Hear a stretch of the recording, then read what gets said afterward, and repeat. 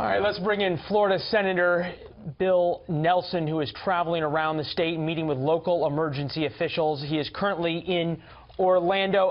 Senator, appreciate you being with us, sir. Give us the lay of the land. As you've been driving around Florida, we're looking at live pictures of Miami Beach where the storm has just sort of begun to set in. Do you have freedom of movement? Is there gasoline for people who still need to get out, or is everything deserted and locked down? There's still gasoline, but now that the west coast of Florida, the Gulf Coast, has awakened to the fact that this is going to be a west coast storm, not an east coast storm, you're starting to see the evacuations coming from the west coast getting away. And thus, I just came from the Tampa Emergency Operations Center. I-4, the interstate is getting heavy moving out of Tampa. Well, you know, it's fascinating. We talked to a number of people, and our crews on the ground did, who had left Miami and left sort of southeast Florida and the Keys and headed northwest to Naples, to Fort Myers, up to Tampa. And now all of a sudden, rather than being a place of refuge, they're in a place that they need to evacuate from, and hotels are saying, you've got to get out. Live pictures from Key West right now, and it is already ominous there. No power, dark black clouds. What are you hearing from the National Guard and from the governor? Are they ready for this? Have they had enough time to shift the assets from the East Coast to the West Coast? The short answer is yes.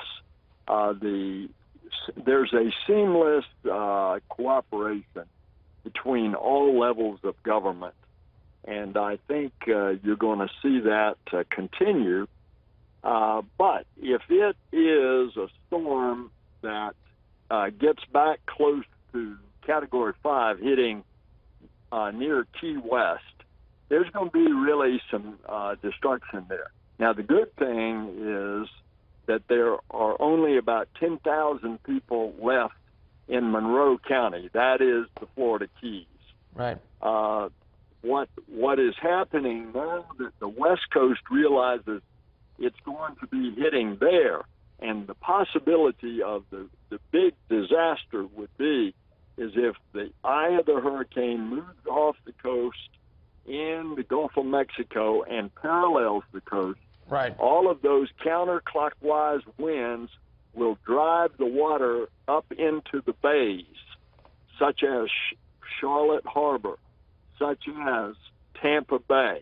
That's where you could have not only the destructiveness of the wind, but the wind pushing the water up so that you would have considerable flooding.